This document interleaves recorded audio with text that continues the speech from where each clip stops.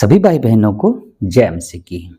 प्रभु की आशीष और उसका अनुग्रह आप सब पर बहुतायत से होता रहे। और मैं आशा करता हूं कि प्रभु की आशीष और उसके अनुग्रह में आप सब भी राजी खुशी और कुशल से होंगे। तो आइए हम वचनों की तरफ चलते हैं। मत्ती रचित सुसमाचार अध्याय 24। मत्ती रचित सुसमाचार अध्याय 24 वचन 1 से लेकर 51 तक। 1 से लेकर 51 तक। मंदिर के विनाश की भविष्यवाणी। मंदिर के विनाश की भविष्यवाणी। जब यीशु मंदिर से निकलकर जा रहा था तो उसके चेले यीशु को मंदिर की रचना दिखाने के लिए उसके पास आए। यीशु ने उनसे कहा, क्या तुम यह सब नहीं देखते? मैं तुमसे सच कहता हूं, यहां पत्थर पर पत्थर भी ना छूटेगा जो ढाया ना जाए। संकट और कलेश। संकट और कलेश। और जब वह जैतून पहाड़ पर बैठा था तो चेलों ने अलग उसके पास आकर कहा, हम से कह कि यह बातें कब होंगी और तेरे आने का और जगत के अंत का क्या चिन्ह होगा? यीशु ने उनको उत्तर दिया, सावधान रहो, सावधान रहो, कोई तुम्हें ना भरमाने पाए।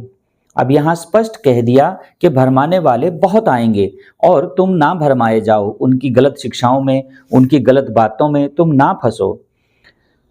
सावधान रहो क्योंकि कोई तुम्हें ना भरमाने पाए, क्योंकि बहुत से ऐसे होंगे जो मेरे नाम से आकर कहेंगे कि मैं मसीह हूं, मैं मसीह हूं, और बहुतों को भरमाएंगे कि भी अपने पीछे चला लेंगे। बहुत चीजों के चमत्कार दिखाएंगे, कुछ कुछ दिखाएंगे और पर लेकिन वो सच्चे नहीं हैं। परंतु तुम लड़ाइयों और लड़ाइयों की चर्चा सुनोगे। देखो घबरा ना जाना, देखो घबरा ना जाना, क्योंकि इनका होना अवश्य है, परंतु उस समय अंत ना होगा, परंतु उस समय अंत ना होगा। क्योंकि जाति पर जाति और राज्य पर राज्य चढ़ाई करेगा और जहां जहां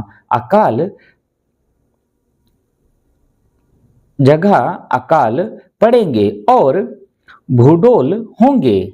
यह सब बातें पीड़ाओं का आरंभ होंगी, यह सब बातें पीड़ाओं का आरंभ होंगी, यहां से मुसीबतें शुरू होंगी।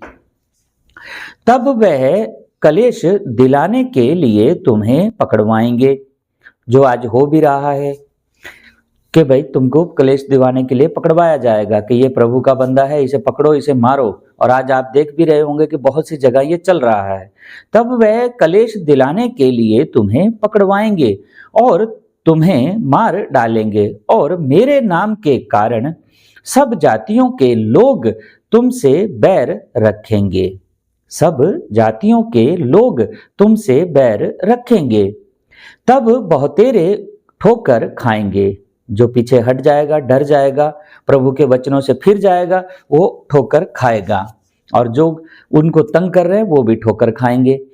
तब बहुतेरे ठोकर खाएंगे और एक दूसरे को पकड़वाएंगे और एक दूसरे से बैर रखेंगे, और बहुत से झूठे भविष्यवक्ता उठ खड़े होंगे।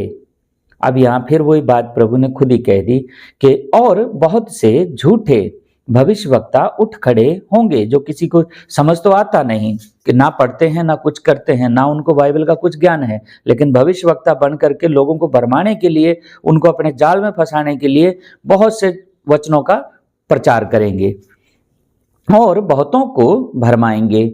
और अधर्म के बढ़ने से जब धर्म का ही नाश हो जाएगा तो अधर्म ही बढ़ेगा फिर तो। और अधर्म के बढ़ने से बहुतों का प्रेम ठंडा हो जाएगा कि हाँ प्रभु के नाम से तो भाई मार रहे हैं, पीट रहे हैं, तो जो प्रभु का नाम ले रहे हैं उनको डराया जाएगा, धमकाया जाएगा और वो ठंडे पड़ जाएंगे और वो छोड़ देंगे या उससे फिर जाएंगे और फिर उनको जो मुसीबतें जो झेलनी पड़ेंगी वो बहुत ही खतरनाक होंगी। ठंडा हो जाएगा, परंतु जो अंत तक, अंत मतलब जब तक मर नहीं जाता तब तक, कि चाहे मर जाऊं मैं पर लेकिन वचनों से नहीं फिरूंगा, परंतु जो अंत तक धीरज धरे रहेगा उसी का उद्धार होगा। और राज्य का यह सुसमाचार सारे जगत में प्रचार किया जाएगा कि सब जातियों पर गवाही हो, तब अंत आ जाएगा, तब अंत आ जाएगा। महासंकट का आरंभ, महासंकट का आरंभ। वचन 15, सो जब तुम उस उजाड़ने वाली घृणित वस्तु को जिसकी चर्चा दानियेल भविष्यवक्ता के द्वारा हुई थी पवित्र स्थान में खड़ी हुई देखो, जो पढ़े वह समझे, जो पढ़े वह समझे। तब जो यहूदा में हो वह पहाड़ों पर भाग जाएं और जो कोठे पर हो वह अपने घर में से सामान लेने को ना उतरे और जो खेत में हो वह अपना कपड़ा लेने को छत पीछे ना लौटे। वचन 19, उन दिनों में जो गर्भवती और दूध पिलाती होंगी उनके लिए हाय हाय।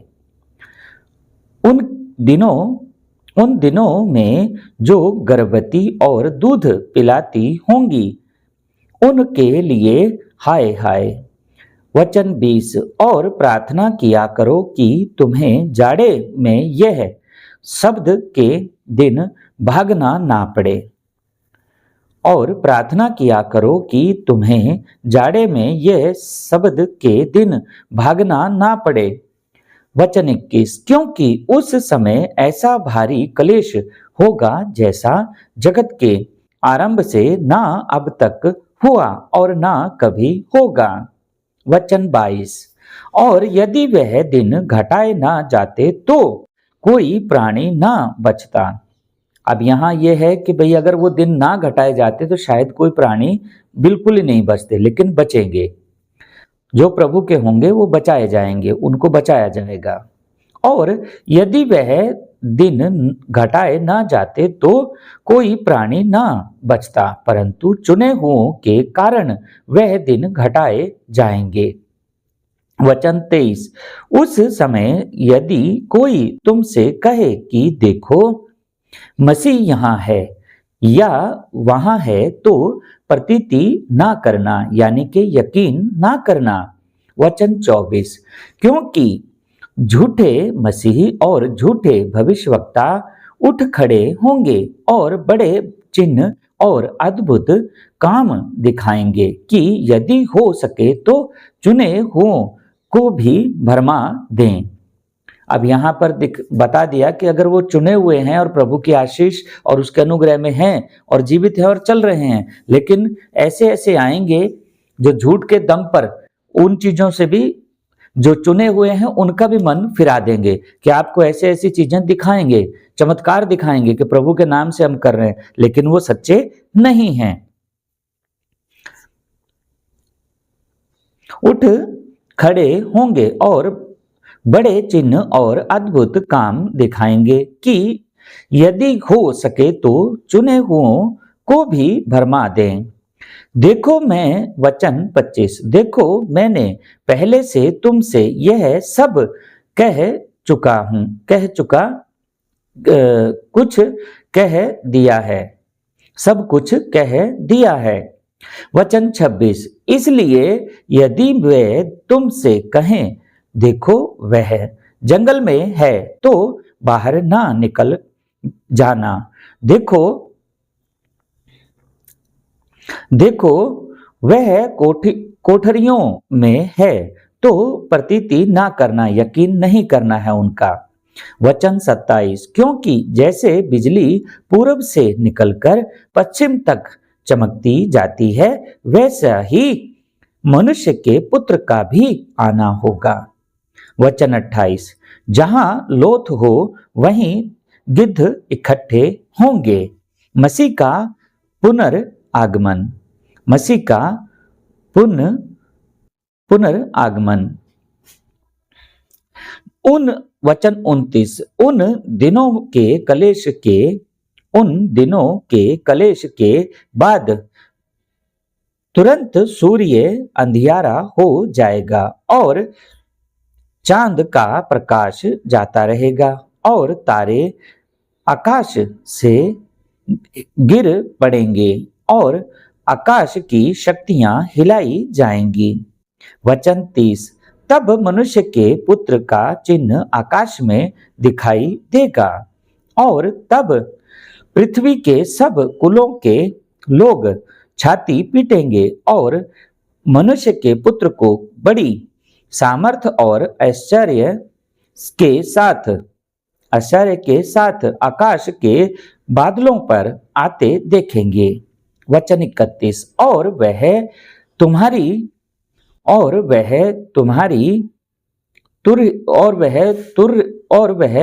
तुरही के बड़े शब्द के साथ अपने दूतों को भेजेगा और वह आकाश के इस छोर से उस छोर तक चारों दिशा से उसके चुने हुओं को इकट्ठे करेंगे।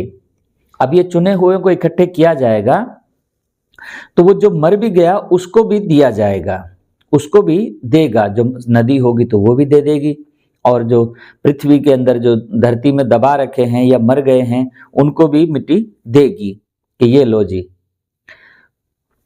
वचन 31, और वह तुरही के बड़े शब्द के साथ अपने दूतों को भेजेगा और वह आकाश के इस छोर से उस छोर तक चारों दिशा से उसके चुने हुओं को इकट्ठे करेंगे। अंजीर के पेड़ से यह दृष्टांत सीखो, जब उसकी डाली कोमल हो जाती और पत्ते निकलने लगते हैं तो तुम जान लेते हो कि ग्रीष्म काल निकट है। वचन 33, इसी रीति से जब तुम इन सब बातों को देखो तो जान लो कि वह निकट है, वरन द्वार ही पर है।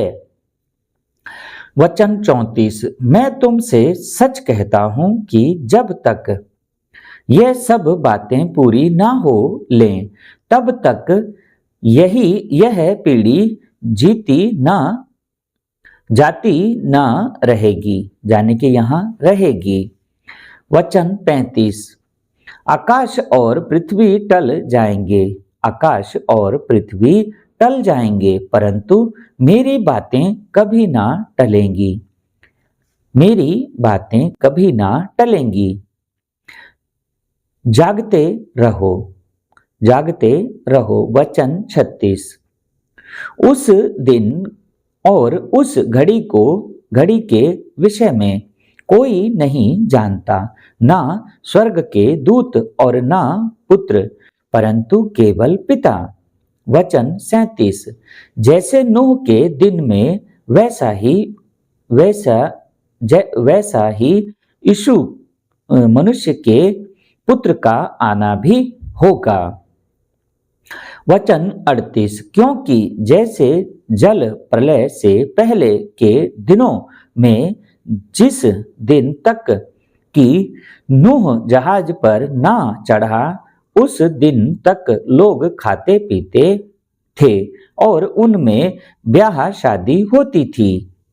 वचन 29, और जब तक जल प्रलय आकर उन सबको बहा ना ले गया तब तक उनको कुछ भी मालूम ना पड़ा, वैसे ही मनुष्य के पुत्र का आना भी होगा।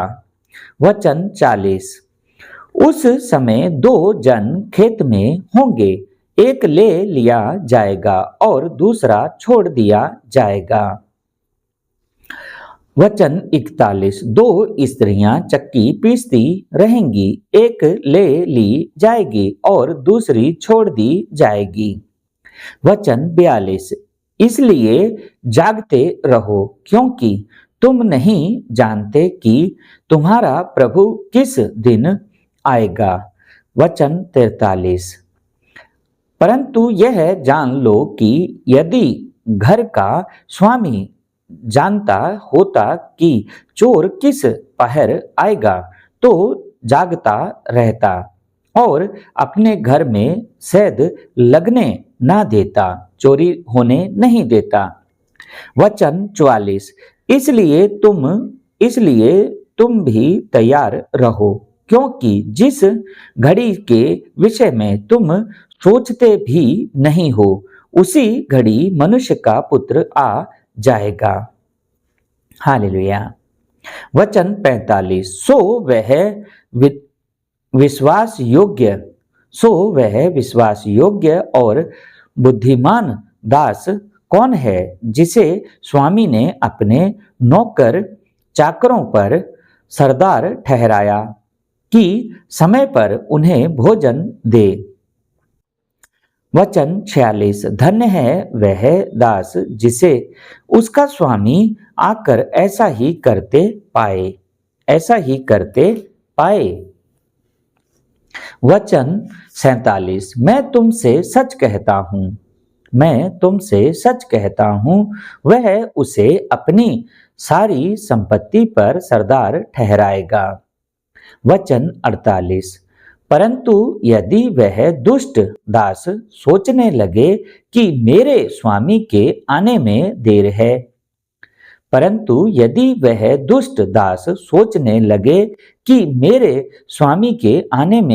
है, वचन 49, और अपने साथी दासों को पीटने लगे और पियक्कड़ों के साथ खाए पिए।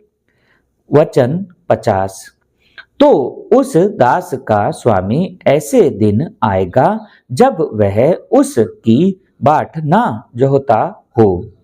वचन 51, और ऐसी घड़ी कि वह ना जानता हो और उसे भारी ताड़ना देकर उसका भाग कपटियों के साथ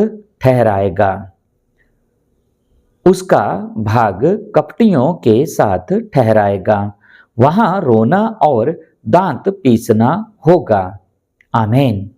तो मेरे भाई मेरी बहन, ऐसे ही वचनों में बने रहो और आगे तक चलते जाओ, जिससे कि प्रभु की आशीष और उसका अनुग्रह आप सब पर होता रहे। हमें अपने आप को नहीं बचाना है, हमें अपने साथ साथ दूसरों को भी बचाना है, कि हम सिर्फ अपने आप को ही बचाएं, हम साफ सुथरे रहें, हम पाप से दूर रहें। हमें दूसरों को भी वो शिक्षा देनी है कि वो भी हमारे साथ चले और उन चीज़ों से, उन पाप की बातों से, उन व्यभिचार से, चुगली से, निंदा से, ईर्ष्या से, बैर से, विरोध से, लड़ाई झगड़े से और नशे से दूर रहे और प्रभु के जो वचन हैं, जो कहा गया है, उसको माने। तो ऐसे करके हमें उनको साथ लेना है जो प्रभु के वचनों के साथ चल रहे हैं, उनको नहीं लेना जो प्रभु की देह को दिन और रात बिगाड़ रहे हैं। उनका तो पक्का है कि वो नरक में जाएंगे, उन्हें प्रभु लेके जाएगा और उस बाइबल सही और सटीक बताती है कि उनका तो न्याय होगा ही होगा और बुरी तरह से होगा। तो हमें क्या करना है, जो भाई बहन अच्छे उसमें चल रहे हैं उनको पकड़ के और आगे तक लेके चलना है, परंतु जो बिगड़ गए हैं उन्हें तो, जो भेड़िया और भेड़िए का रूप धारण कर रहे हैं, भेड़ बन के भेड़िया है जो भेड़ का रूप धारण करके बैठे हैं, उनका तो न्याय बहुत बुरा होगा, उनके साथ तो बहुत ताड़ना होने वाली है। तो प्रभु की आशीष और उसका अनुग्रह आप सब पर होता रहे और खराई और सच्चाई से आप वचनों के साथ चलते जाएं। आज के लिए इतना ही, आप सब के लिए भी धन्यवाद। प्रभु की आशीष और उसका अनुग्रह आप सब पर बहुतायत से होता रहे। आमीन। Praise the Lord.